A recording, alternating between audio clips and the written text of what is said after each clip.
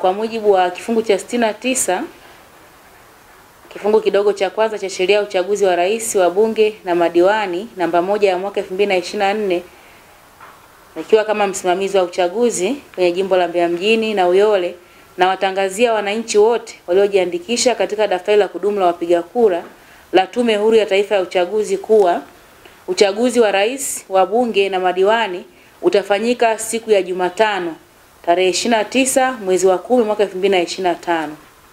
Vituo vilivyotumika kuandikisha wapiga kura ndio vitakavyotumika kupigia kura.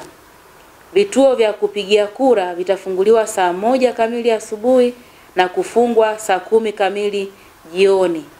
Naomba nitoe msitizo hapa kwamba vituo vitafunguliwa saa 1 kamili jioni asubuhi na kufungwa saa 10 kamili jioni. Lakini kwa wapiga kura wote ambao watakuwa wamefika kwenye kituo kabla ya saa 10 kamili jioni watapata nafasi ya kupiga kura. Hii haimaanishi kwamba baada ya saa 10 kwamba wale ambao wamefika kituoni hawatapiga kura, hapana. Tutafungua saa 1 kamili na tutafunga saa 10 kamili. Wale wote ambao walikuwa wameshafika watapata nafasi ya kupiga kura. Vituo vya kupigia kura vya magereza vitafunguliwa saa 2 kamili asubuhi na kufungwa saa 9 kamili alasiri. Pamoja na tangazo hili, kwa kila kituo cha kupigia kura zimebandikwa taarifa zifuatazo. 1. Mfano wa karatasi ya kura yenye majina na picha za kila mgombea pamoja na nembo za vyama vyao vya siasa kwa uchaguzi wa rais, wa bunge na madiwani. 2. Orodha ya majina ya wapiga kura walioandikishwa na Tume Huru ya Taifa ya Uchaguzi. Na 3. Orodha ya wapiga kura walioruhusiwa kupiga kura moja tu ya rais. Ndugu wananchi, naomba nitoe maelekezo kwamba wananchi wote mnaomba kupitia taarifa hizo ili kutambua mapema vituo mtakavyopigia kura na kuona mfano wa karatasi ya kura. Na ni muhimu sana siku ya uchaguzi, na ni lazima kila mpiga kura afike kituoni na kadi yake ya mpiga kura.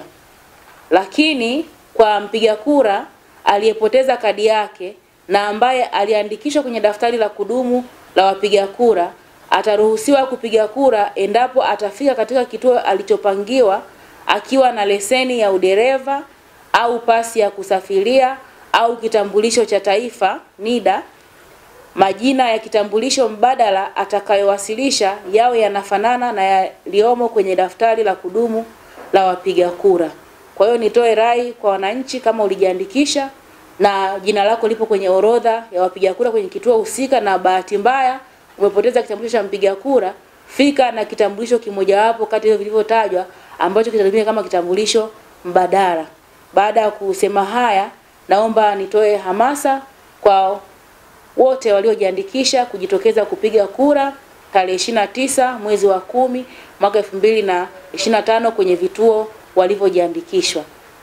Na niwahakikishie wananchi kwamba kama ambavyo kampeni zinaendelea kwa usalama, ndivyo ambavyo hata siku ya uchaguzi kutakuwa na usalama na amani ya kutosha. Hivyo wasisite, wajitokeze kupiga kura. Vyombo vya ulinzi na usalama vimejiandaa kuhakikisha kwamba wanakuwa salama. Kwa hiyo wasihofu wala kuwa na wasiwasi, wajitokeze kupiga kura, watimize haki yao ya kikatiba ya kupiga kura na kuchagua viongozi wanaowataka watakaowaongoza kwa miaka 5 ijayo.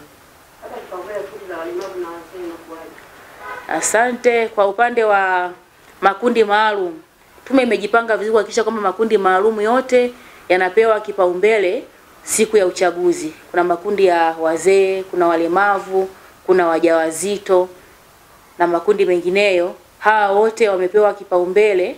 Kwa upande wa